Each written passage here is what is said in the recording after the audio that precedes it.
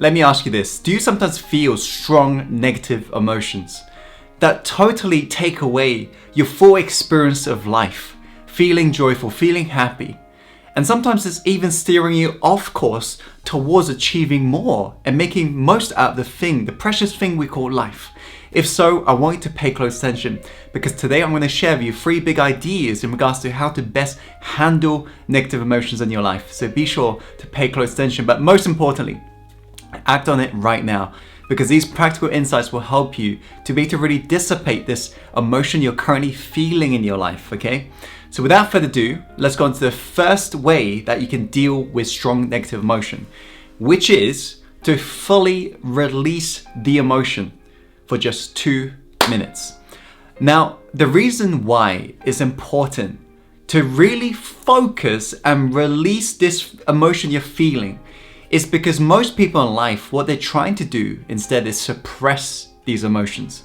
And suppression is a worse form of coping with whatever you're currently feeling right now. And you don't need me to tell you that. Just look back at your past when you've tried to just hold back something that you really didn't want to feel. For example, if you've ever felt shy in your life, have you ever heard somebody saying to you, stop being shy? Terrible advice, right? Why? Because it's easier said than done. So what if instead of you trying to be shy, you were to try to reframe it, where you're now amplifying it, because you can reframe shyness into excitement. Very similar symptoms in terms of when you're shy and when you're really excited. And you can literally convince your psychology to amplify and release that emotion. Now, if we were to take into context more, let's say, really strong negative emotions, such as sadness, resentment, whatever it may be, here's what I'd like you to do. Ideally, you want to be on your own. This could be in your bedroom, for example. You could grab a pillow, but what you got to do for 2 minutes, literally time this, literally release every single bit of that energy, that negative energy that you are feeling right now. And what you'll notice, if you fully release this emotion, you'll notice eventually you start feeling joy. You see, at the core of every single emotion you ever feel, at the core is joy. It's really weird for you to even maybe conceptualize this right now, and this is why I want to actually try this out. And you will have noticed actually times in your life where you have really released this energy and it ends up feeling really good afterwards, right? This is what you're doing. Instead of you trying to hide this emotion and suppress it, which is, eventually going to lead you to one day just blowing up and just feeling these emotions like uncontrollably, what you're doing right now is you're fully releasing the emotion. And by doing so, for 2 minutes, if you've done it right, you'll feel more joyful. That's the first way. The second way is to reparent your inner critic. If right now you're feeling these negative emotions, or in the past you felt these negative emotions, I want you to create what's called a perceptual position, where we're going to detach ourselves from this actual emotion we're feeling. And I want to act as if this negative emotion is like a little child here. Okay, and whenever you're I want to give this a shot. I know it seems a little bit weird, but actually give this a shot. Whenever you are hearing that negative inner critic, the negative or feeling the negative emotions, I want you to parent it like you would parent a child. If, for example, it's saying to you, oh, I'm really scared right now. I'm really afraid. I'm really anxious. I want to just tap here and just say, don't worry. It'll be okay. And I want you to really nurture it. And I want you to really just take care of your inner child, your inner critic, okay? Because most people in life, this is what they do. The moment they start hearing these negative inner critic in their mind, they start literally trying to push it away or fight it away or say you're really stupid or whatever it may be. Remember, our brain is designed to go towards pleasure and avoid pain. If right now it feels pain every single time, for example, you fail and you're beating yourself up internally, then you're never going to attempt something that's bold, because you're anchoring negative energy with every single time you're trying to do something and you end up screwing up. Making sense? Because screwing up is going to be part of the journey towards success, because that's how you eventually succeed, from failing a lot. Making sense, by the way. So this is why it's important. You nurture, reparent the inner critic. Whenever you hear it in your mind, those little words, those statements, the questions that make you feel bad, you want to just act as if this is your inner child from the past, in which it is, by the way. Your negative inner critic, if you really think about it, is a part of you from the past. Now, in your psychology, if you really think about why do you hear these voices and so forth, it's because your brain is designed to keep you safe.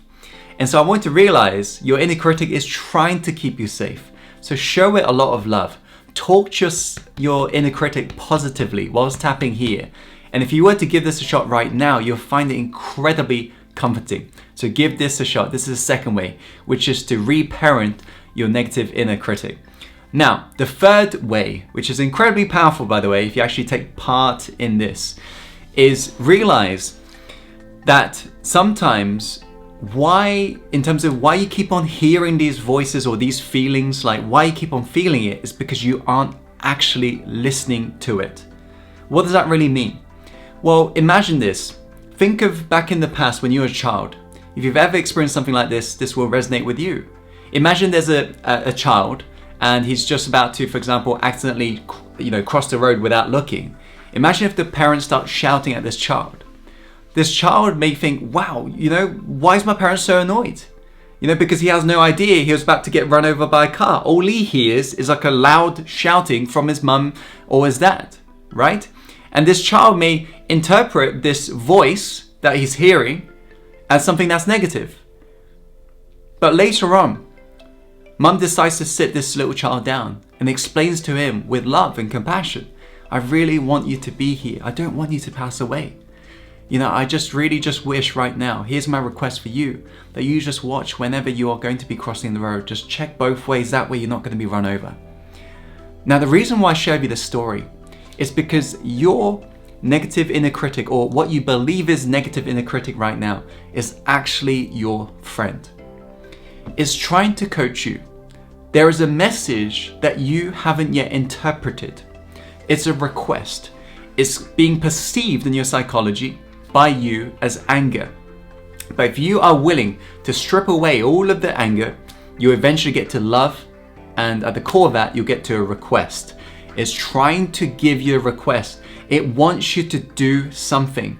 And that's why you're feeling these emotions in the first place. And so instead of you trying to push away these emotions, what you want to do is actually think about also, what is it actually trying to say to me?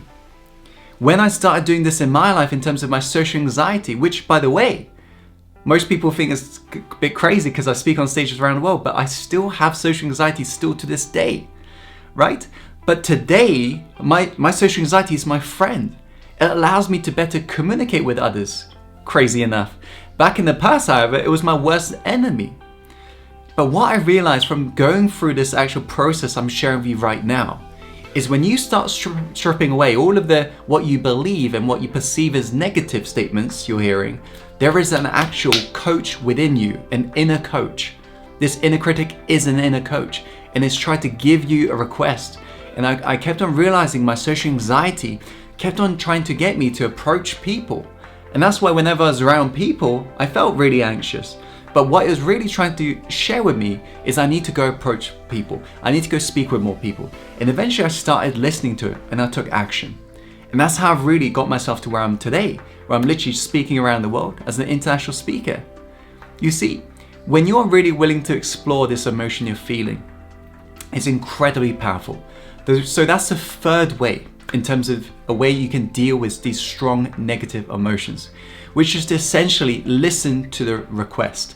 So I want you to actually give this a shot. These 3 ways are not designed to work in synergy, by the way. They're like separate strategies, almost like having different tools in the toolbox. Really see which tool works for you right now. And let me know in the comments box below which point most resonated with you, and click the like button if you enjoyed today's video.